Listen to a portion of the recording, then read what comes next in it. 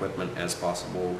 Try to keep it relaxed. In their offices they have couches, and, people sit on the floor and they discuss ideas. So it's a comfortable place for people to be working. Nobody feels obliged to sit on chairs all the time and look into a cubicle computer at all times and try to come up with interesting ideas. That doesn't happen. For creativity to occur, you need a creative space. And throughout the workflow, see if you can position a library, a learning system. So for them, by the side, there's a whole library that runs through the entire length of the company. So if there is, within the workflow of everyone's movement, there are books sorted for people to access, that tends to have an effect on the physical atmosphere and the mind of the people. Try to talk about stories through the workspace. So whenever you have an interesting idea that is being prototyped, try to put it on posters, try to put it in terms of show the prototype, have a 3D model for people to look at how things are going on. He says try not to have a museum of old ideas, try to have experimentariums, I think that's what he called it. A place where people just talk about possible ideas. And look for cool junk, he called it.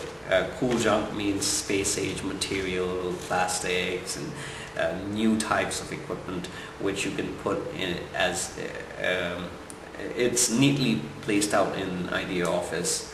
But he says you should look for that kind of equipment as well, so that people can take a look and get inspired by that. Cross-pollinate was a whole chapter in the book. How do you cross-pollinate ideas? How do you get different ideas from different places and try to cross-pollinate them?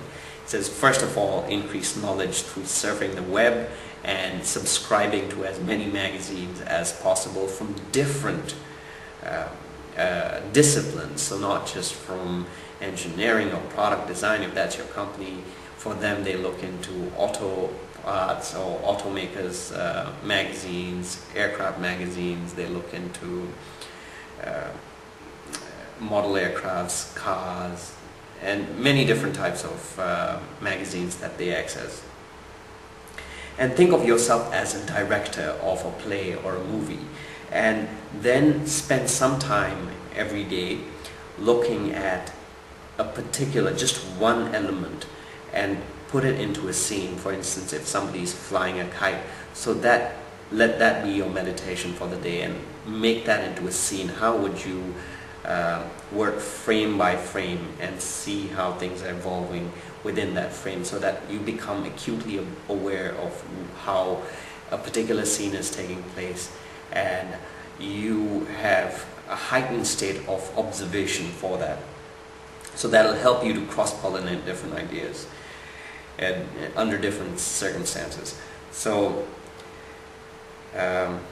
very critical, he talks about having an open house. Try to share your ideas as much as possible. Try not to be stingy about ideas. He talks about how in California, people like Steve Jobs and all, the reason why they are where they are is because people were constantly sharing ideas. People would get together, talk about computers, talk about software, what's going on, and that's still how it's happening in California. So that needs to be prototyped within departments of a company and within companies, where people can sit together and talk about their own ideas and see how to progress from there. In order for cross-pollination, you also need advocates for your ideas. So if you have people who strongly believe in something, you should bring them forth to discuss their ideas. If they have an idea, let them talk about their ideas to inspire you, to compel you. It's always good to invite such people as well. And when you're hiring people, try to hire weird people, not exactly demented people, but people who are from slightly off-tangent disciplines, not mainstream engineers or mainstream architects. Try to look for people who are slightly off-tangent, people who have a diverse background in different fields and who have appreciated different types of cultures and brought that along with them.